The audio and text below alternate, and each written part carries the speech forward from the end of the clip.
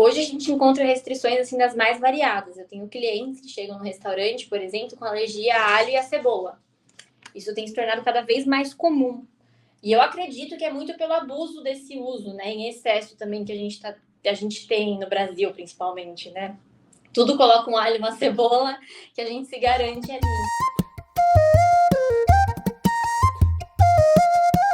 Porque a Tainá tem um restaurante e já tem um trabalho maior, né? Até mesmo em outros lugares também, que você já trabalhava com essa mesma perspectiva de atender às restrições alimentares, né? Então já se tira alguns ingredientes para que todo mundo possa comer junto. E era mais ou menos dessa ideia que a gente quer construindo aqui. Aí eu queria entender, então o que, já se tira ali normalmente e o que é comum que a gente, que algumas pessoas talvez não consigam trabalhar com aquilo.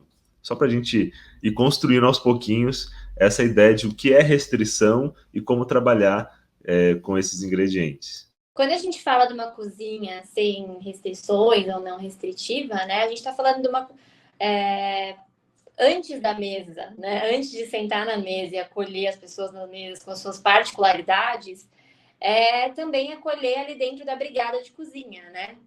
Então,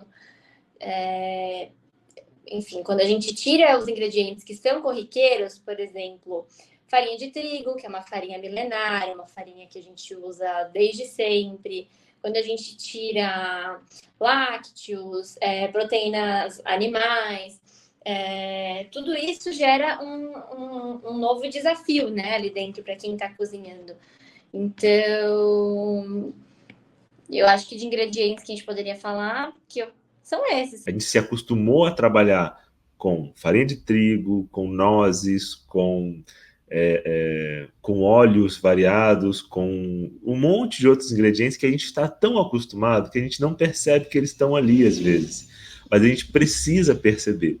Desses ingredientes hoje que a gente repensa, quais que você identifica mais interessantes assim para a gente repensar e tentar uma substituição e tentar dar um olhar de que eles, na verdade, podem trazer alergias, podem trazer intolerâncias e outros desconfortos e coisas assim para quem come. É muito engraçado, né? Que quando eu comecei a trabalhar com isso, Gilvão, hoje a gente tem muitas marcas no mercado, né? Geralmente as faculdades de gastronomia pegam sempre uma base francesa para começar a trabalhar, né? Então a gente usa muito creme de leite, muita manteiga. E quando você entra para uma gastronomia, que eu chamo de gastronomia de vegetais, né? Que é 100% a base de vegetais e tudo mais, eu trabalhei num ponto que eu tinha que criar todas as minhas bases, né? Então eu criava o meu creme de leite, eu criava a minha manteiga. Hoje, graças a Deus, a gente já tem bastante isso disponível e de forma mais pronta no mercado.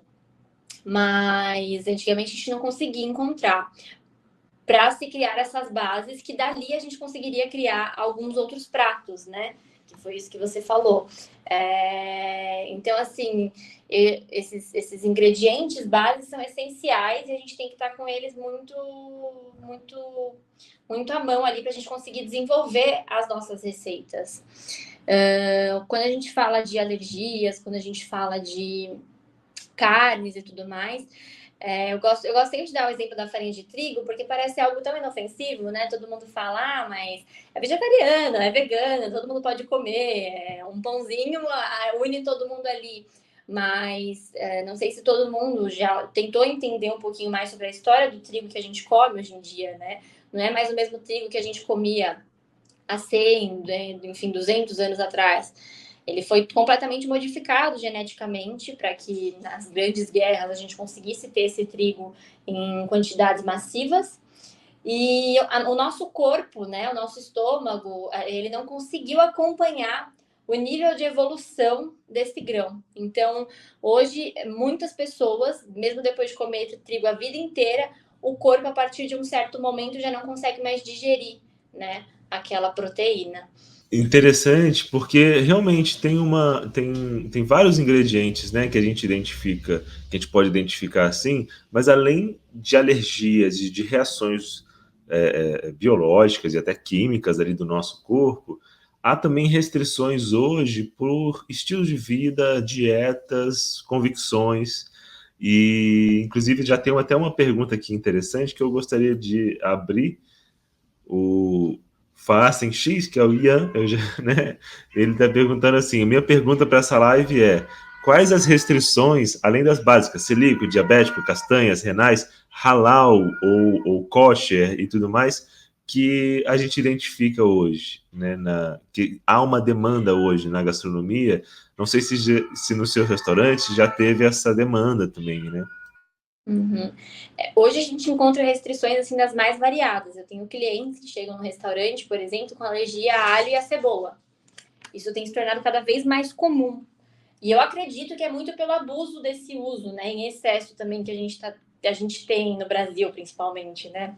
Tudo coloca um alho, uma cebola, que a gente se garante ali. Então, eu tenho tido muita recorrência de clientes realmente com alergias severas a alho, a cebola, alho cru, não pode comer de nenhum tipo. A restrição a açúcar também, para além de algo, né, que a gente fala, açúcar, não como açúcar que eu vou engordar, tem muitas pessoas que estão com alergia. Eu tenho um cozinheiro, inclusive, que ele tem alergia a açúcar. Então, ele tem que sempre consumir açúcar das fontes mais naturais possíveis. Então, de frutas secas hidratadas, nunca o açúcar refinado. Então, eu acho que essas restrições vão se tornar cada vez mais comuns em coisas que a gente come corriqueiramente, que a gente abusa, né, do uso daquele alimento e vai aparecer cada vez mais.